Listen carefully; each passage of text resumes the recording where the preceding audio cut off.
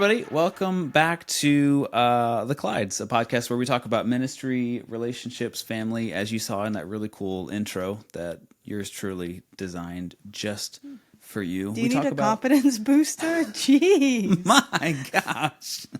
I'm really proud of something. That's like you being proud of a cake. Okay, yeah, it was great. Thank you, babe. Anyways, welcome back to the Clydes. Another...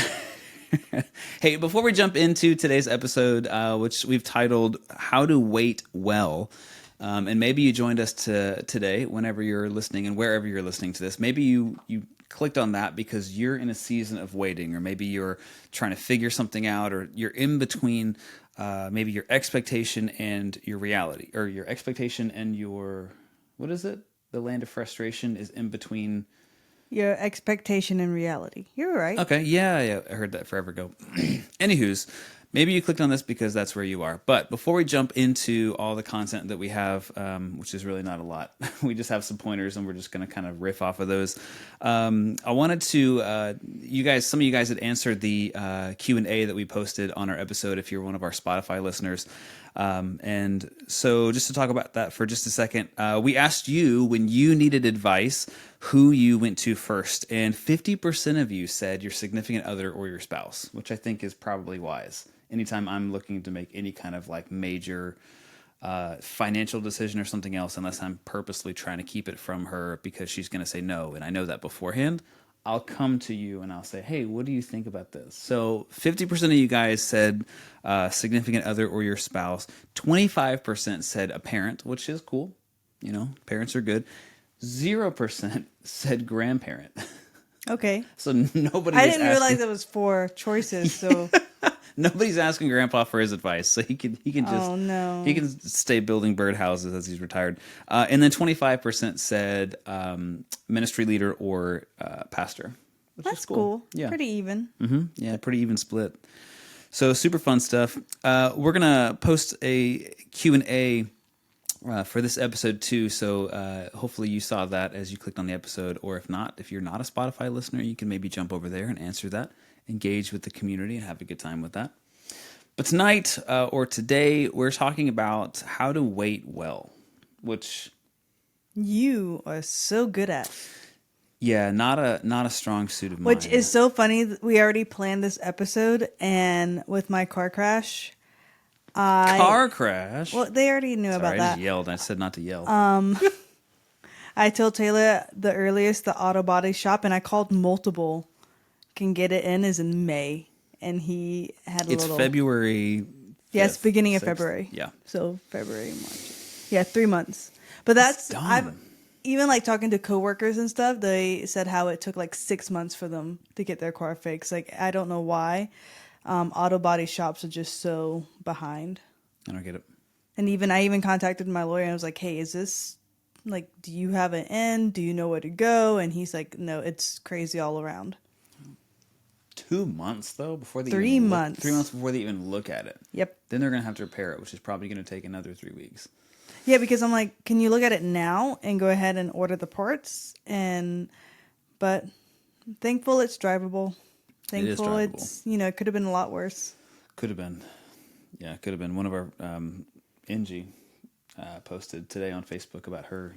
Did I tell you this? Oh, you did mention. I didn't know how bad it was. Their whole family they're on a trip, and their whole family was like in a car accident where the car flipped. No. Yeah, and it was super bad. So that's so scary. No, it could have been like that. So I am grateful for that. But everyone's okay? Yep. Thank goodness. Shaken up. Oh yeah. I think I was shaken up just for my fender bender. Not to overshare, but I think somebody's got a concussion, and yeah, no, it's pretty wild. Have to check on them. I'm baking cookies, so I don't love to wait. We'll bring them some cookies. I think one of the hardest times for me to wait was Christmas time growing up. I remember, and I think it was worse for me because I knew what my parents were getting me for Christmas sometimes, and like especially my major gifts. So one year, all that I wanted was my first guitar amp, and I knew my parents were going to get it for me, and it was the worst because what they did was they wrapped it and put it under the tree several days before Christmas. So you knew it was there. I know what the box is. It's amp shaped, you know, like even though it's wrapped and it's supposed to be, you know, covered and all this kind of stuff, I know it's a guitar amp. And I had to wait every morning. I had to look at that thing and go, I know what it is. That's mine. I want that. I mean, did you angry wait, or did you get like excited about it? It was I was super excited. Okay, well that's good. But I hated it. I feel like there's different levels of waiting. So that's like an exciting, that's like an expectation waiting. You know what I mean? Yeah, true. And then there's the dreaded waiting, where you know something bad's going to happen and you just know it's coming, or the stress. Yeah, true. Like where you, just a example is like if you got in trouble in school and you know like you're waiting for the punishment when you get home and you just feel nauseous the whole day. There's that waiting. Was your family a spanking family? Oh, absolutely. Okay, yeah. Asian. Yeah. My family was a spanking family too. Destroyed me. But what's really funny is, guys, this is why whenever we do have kids, like I just know it's going to come tenfold. I have a really high pain tolerance. Ugh. And so I would literally just take You it. did tell me this. And I was like, now what? What are you going to do now? I think Tyler was telling us this where like he's maybe not him, somebody else, one of our friends that has like a boy. I think it is Tyler. And they like, I don't know, but he like turned around, like, I don't know, what was it? Like he looked back and was just like, I don't know. It didn't hurt. Ooh, nope. Yeah, I was just like, just get it over with. Go ahead. Ugh, yeah, it's the worst when you're waiting for that. And then, so you have the exciting, the dreadful one. Yep. Is there any other type? Exciting, dreadful. There's like the unknown waiting where it could be good, could be bad. Like a job, like when you're waiting for a job application to get whatever answered. The uncertain. Let's call that one the uncertain waiting. Ooh. Yeah, that's wild. I feel like that's the worst right now. I put my resume out to someone and I'm just, waiting. Just here. Hey, let me know if you need me. Hi, it's me. But yeah. How to wait well. Do you feel like you wait well? Go ahead. I feel like I actually do. Okay. Wait well. But also I've been putting good practices, because when you mentioned of wanting to do this podcast on waiting, it's like this was the very first sermon I preached. It was all about waiting. Yeah, that's right. And so I was just talking about like, waiting on, answered prayers, specifically for like my family. And what's really cool is, even though, my situation happened with tragedy and I have a parent in prison and just not the best relationship, like I'm 90% sure like my mom truly knows the Lord, which is an answer to prayer. But then you kind of just think about all the craziness that happened with my life. But at the end of the day, literally God answered prayer that I prayed for, 10 years? I just wanted her to have a relationship with Jesus. It didn't look anything like you wanted it to look. Absolutely not. Gosh. So, man, that's a whole separate conversation. When you pray for things and God answers it, and it's like, well, that's not... I didn't get the happy little cutesy church again? family that I've always dreamt of.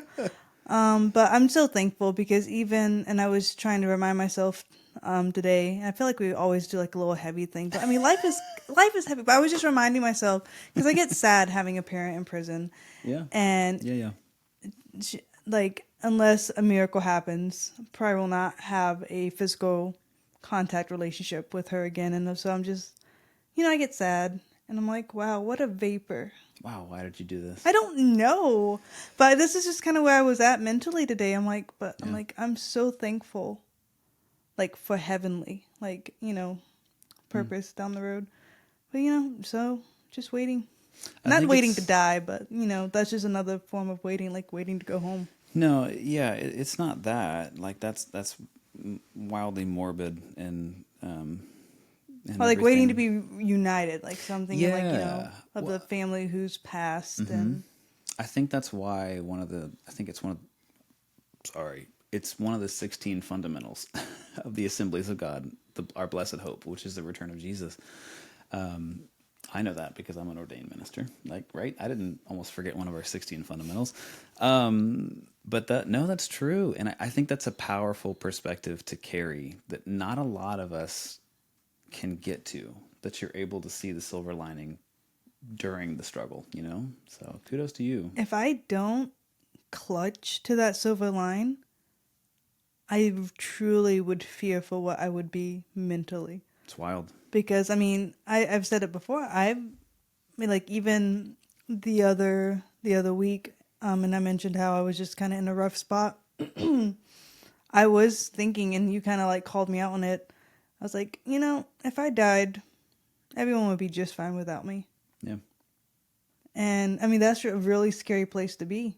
And if I did not have the hope of Jesus to cling to when I hit rock bottom, I don't know what I would have done. Yeah. Because you called me out on making a couple of comments. I was like, you would be fine without me. And you're like, stop saying that. I punched you too. No, you did not. Nobody ever talks about the plus. Stop. Someone made a bad joke, and Taylor has been repeating it behind closed doors, which is kind of funny. But the bad joke was made at a minister's breakaway retreat, which is so funny. It was very inappropriate. It was very funny, but we all know those jokes, right? It was so funny, but do not repeat it. And don't wait for us to tell you, because we're not going to tell you. No. Wait for us to tell you? Do you like that? Stop. But I'm not sure. You gave me the outline, and I've always fussed, give me your outlines, and I did not even read the outlines. Nah, it's okay. It's okay. We can jump in. Okay. But we're talking about waiting well, specifically.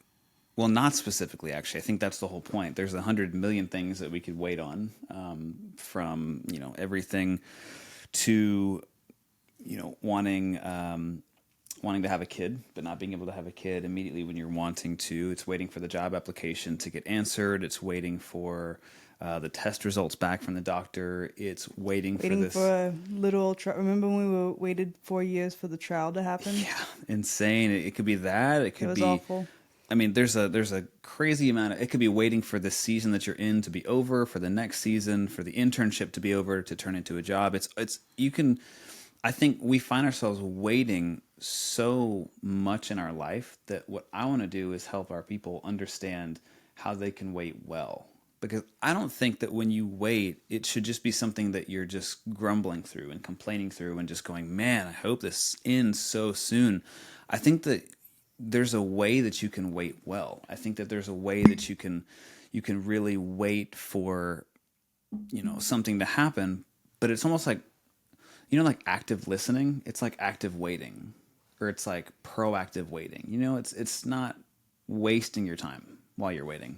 And I don't know, but I think about a couple of verses, that just kind of, while I was kind of prepping for the episode, that kind of stuck out to me. One was Isaiah 40, verse 31. It says, but those who hope in the Lord, which I think that's important, hope in the Lord, which is what you were saying earlier, will renew their strength. I love that you see it's like a conditional thing. If you're going to wait on the Lord, then you're going to He's going to renew your strength, which is awesome. It says they're going to soar on wings like eagles, which is a cool perspective because it can feel like you're in the weeds of life, but if you're soaring on wings like eagles, eagles don't soar on the ground. They soar in the sky above things. So you get that greater perspective. So it says they will soar on wings like eagles. They will run and not grow weary. Again, talking about the active way that we live our lives. They will walk and not grow faint, which is super cool.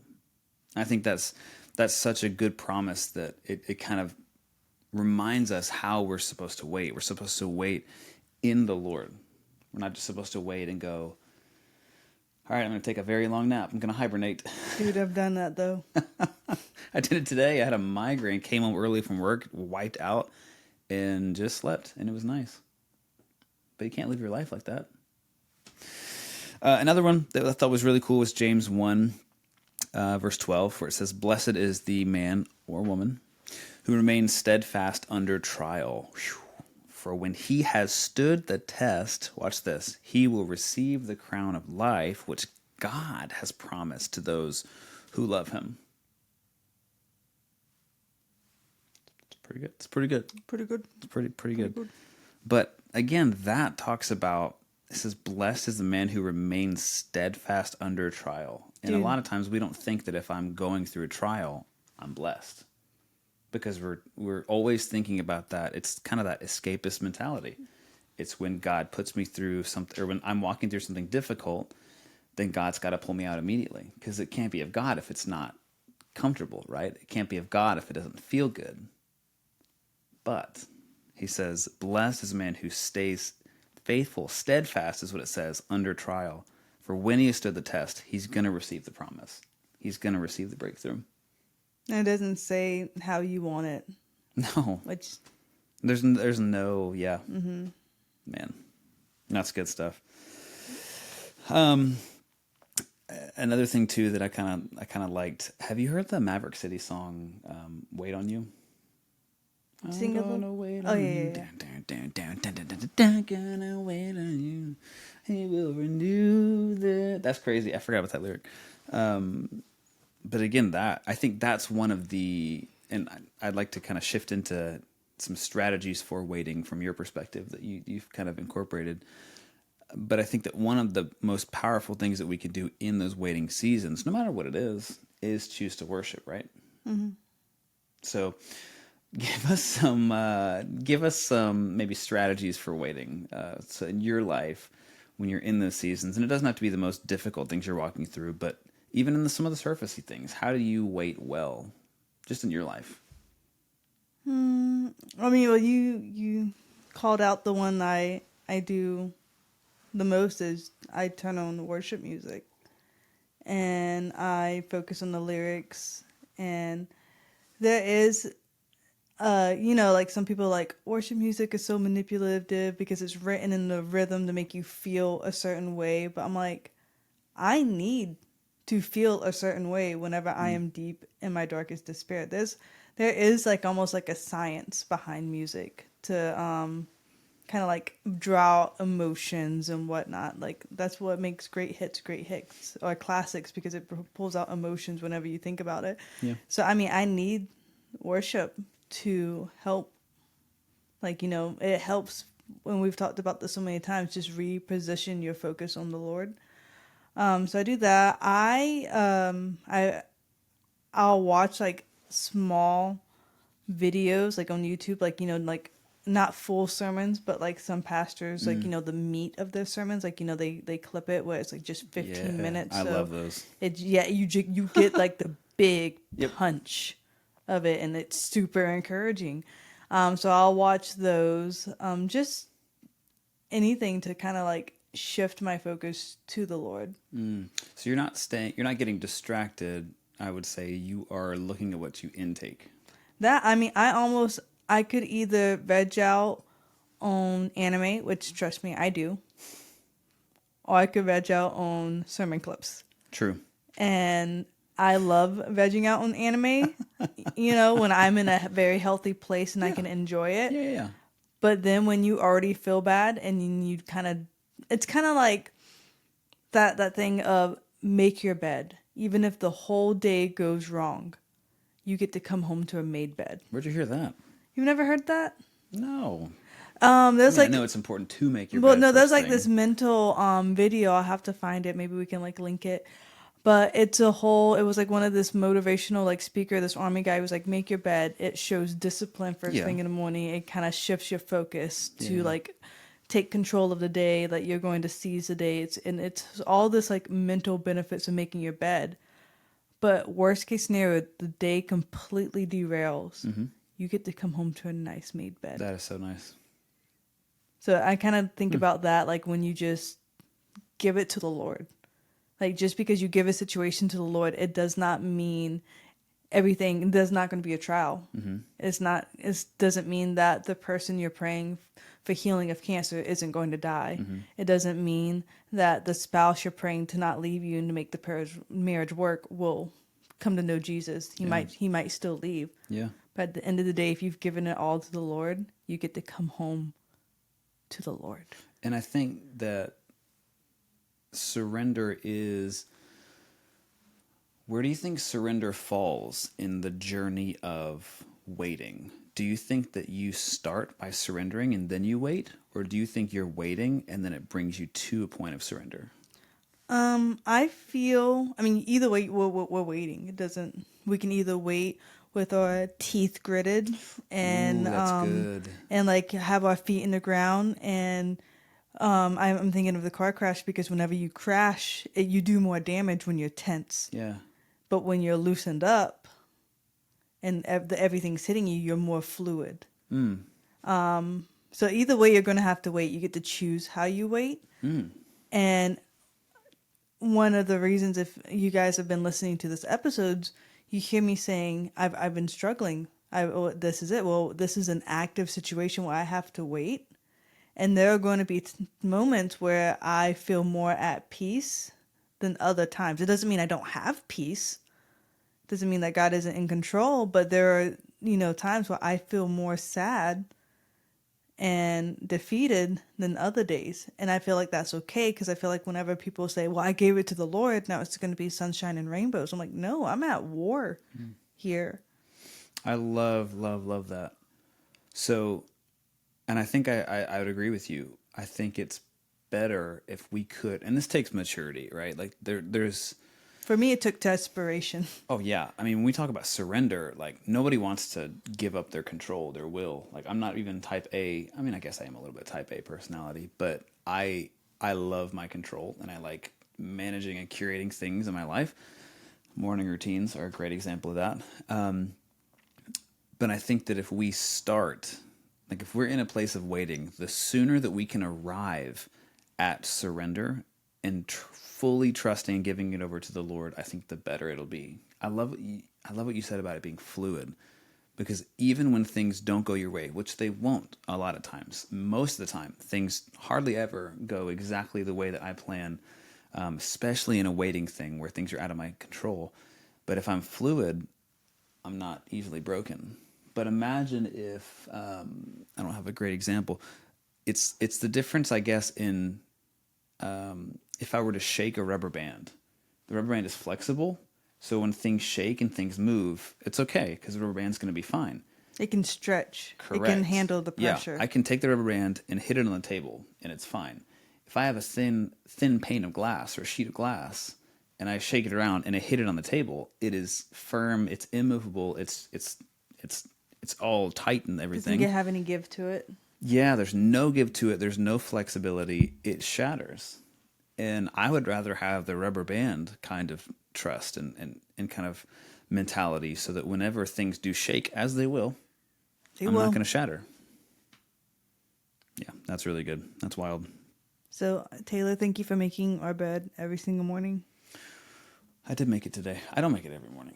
Most of the morning. At least you'll throw it, but that's fine. My favorite is the giant, I don't know if you guys listening have ever gone to like Target or maybe even Walmart and you've seen the giant paint roller size lint roller. We have one of those because we have a German Shepherd who literally sleeps in our bed at night. And I love using that thing because it feels like I'm just like painting rolling the bed. Yes. But it's a giant lint roller. It's just so fun. It's pretty cool. Yeah. What else do you think about waiting? I'll wait for you. Don't rush. I mean, no one likes it, and I feel like it's almost like a lost art of waiting. And so I remember when I was preparing my my message, like, gosh, this was so long ago. When was it? It was like at least 7 years ago. I remember backstory. I told Taylor, I was like, I feel called to preach in the chapel of our school, and Taylor, because I have a speech impediment, was so scared for me. Do you remember that? No, I don't remember that. Are you serious? Nah, just kidding. I'm embarrassed. You're embarrassed that you felt that way, right? Yes. Not embarrassed because of my speech impediment. I'm sitting across from you on a podcast called The Clydes right now. No, I'm not embarrassed by you. I mean... all the time. But I just remember, like, in today's society, we keep on creating more ways to be efficient and to hurry. Sure. So think about the self-checkouts, because we don't want to wait in line. And we want to do it ourselves. So not only do we not want to wait, but now we want control, and we want it our way. Mm-hmm. And so as us in the society, like you with the car thing, you were irate. Irate. Irate. Swap that battle All out. the rates. Yeah. You rate. No, I'm just kidding. Yeah. But you were just so upset with that because you want the car fixed now, and it's ugly. It's a minor inconvenience. You're not even driving it. No, I'll tell you why I'm upset. I'm upset because I know, life lesson for you guys here. I know that if we don't take care of it, it's a hood. The hood is like bent and dented to where if you open it, you can't close it back. And I'm thinking of the inside, the internal, whatever of the car. So if we can't get oil changes, the engine is. I drive my car 16 miles a day. We can wait a little bit. When was your last oil change? I don't know. You take care of that. That's what I thought. So don't they do? Oh, I guess they do put oil. I don't really know cars, and so which is probably a little ignorant. But we're getting off topic. That's fine. Anyway, you gotta wait, sir, unless you want to call all the places. Yeah, I might do that. Mm-hmm. That's a great point that you said though about wanting to rush through stuff, and we're inventing ways to get more efficient. Yeah. And I think it comes back to every difficult thing we go through, every struggle, we try to get out as fast as possible. We don't like pain. We don't like uncomfortability. My favorite is passages like, you know how I feel about pain. No pain. No pain. No pain. No pain. So it makes me chuckle every time. And I hate that because I don't want to. He said it at least like 2 or 3 times from the pulpit. It's so good. And so I'm like, it's still so funny, but I don't want to give it to you, sir. Yeah. But yeah, it stinks because we also don't want to wait in relationships. I mean, I look at all these single young adults who want to get married, but they don't want to wait for the right one. It's true. Which, I mean, we dated 5 years and got married super young, so we didn't want to wait for marriage. We were ready to start our lives. People want what their parents have. People want what they grew up with, and it took their parents like 30 years to get, but they want it now. As an adult, I was like that. I wanted the nice house and the nice car now. It's just, we don't want to wait. That's true. I mean, you think of all these get rich quick things in the world. Mm-hmm. I think the saddest part that I hate seeing with talking about people rushing into relationships and rushing into marriage, we're in the Bible Belt of the South, and so, well, the South I guess is the Bible Belt, but in we South scoop Carolina, a Bible Belt. Yeah, there's such a rush to get married as fast as humanly possible, and because they want to do it. It probably, but it's such a sad thing when you see people get divorced and they're younger than you. And I mean, like, I'm saying that now I'm 31, so there's a lot of people that are younger than me. But like, we had friends getting divorced when we were 25 that were like younger than us. Yeah, no, it's sad. Like, after like 2-3 years. Man, like and I don't know if necessarily that's them being. I don't think that's them being bad at waiting in every one of those circumstances. It's certainly not a scenario where people. I mean, it doesn't even matter how old you are; you can rush into marriage. But yeah, maybe there was that. In some cases, there was no premarital counseling, which would add to that waiting time before you get married. Which, I love it, but I mean, if you think about premarital counseling, it is important, but it's 3 sessions, sometimes 4. Everybody does it differently. It's not life changing. Yeah. I feel like our premarital counseling was not life changing. Really? Really. When I tell you that I think about our premarital counseling, really. A lot. Yep. A lot. I really only remember the one they talked about sex. That's one I think about a lot. Okay, but do you remember any of the other ones? No. Okay, then. No. Continue. But funny thing about that, our brain is wired, I learned this the other day, to remember the things and store the things that are either like funny or uncomfortable, gory, or sexual, I think is the 3 things. Yeah, and those are things that can lock things in your mind, which is why you can remember things that are like, why in the world do I remember that? Because it's one of those 3 things. So, pretty So what do you do to wait, sir? I think I've mentioned this before, but anytime I'm waiting for something, it's easier these days for some reason, because I feel like the older that you get, not to sound like an old man, but the older that you get, the shorter the days. Like, especially That was now. an old man saying. I get it, man. I get it. Okay, Grandpa. But it's just like, man, time moves so fast now. But I'll do my best to distract myself with anything I can. That's not waiting. It is. With anything? It's just not active, good waiting. Yeah, you're right. I guess I'm we're just always like, waiting. can I think about it? Can I just like busy myself with this kind of Until stuff? it happens? Until something happens. Especially if I'm waiting for something that does not come either through like Amazon or one of those other 2-day delivery things. My in-ears, for example, I just did not think about it. I was just like, let me think about anything besides that, because I'm so jealous that guys can compartmentalize like that. I think about everything all the time, all at once. It's a superpower. It's so stressful for me, though. It's a really good one. Because some days I get like upset with you because even though like my trauma is my trauma, I'm like, why aren't you thinking about my trauma right now? I think about it all the time. That is crazy. Again, I think we should do an episode on how like the male brain is wired differently than the female brain. You do your research and then I do my research and then we come in. Like my research on the female brain? No. You do your research on the male brain and you're going to educate me on your brain and then I'll do my research on my brain and I'll educate you on my brain. Ooh, cool. That'd be kind of fun. Next episode, next week. Dang, that's a lot of homework. Dang, and I'm on my busiest week too. I girl boss too hard again. I have like 700 cookies I need to make. What is wrong with you? It's okay. Valentine's. Everybody loves cookies. I bet you can't wait to be finished baking all your cookies. Oh. Maybe. My heart thing's not working with the video cast. Too far away. Nope. You do your thumbs. Nope. I think my thumbs are broken, listeners.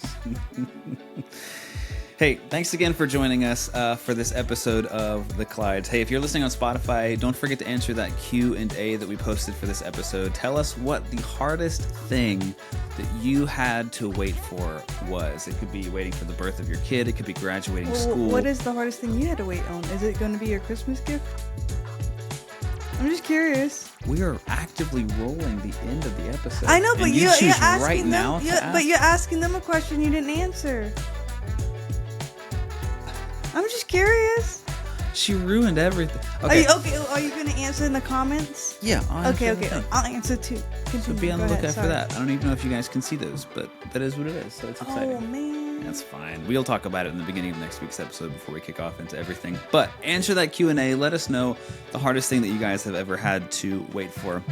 A couple quick things, housekeeping, whatever. If you enjoy this episode, don't forget to share it with somebody that you think would like it too, because sharing is caring. Also, you can leave us a tip to help keep this episode or this podcast going. We put a link down in the description for that as well. And man, thanks again for hanging out with us. We're going to talk about apparently how the male brain is wired and the female brain is wired and how they're there's the balloons. Liz, you did it. Great job.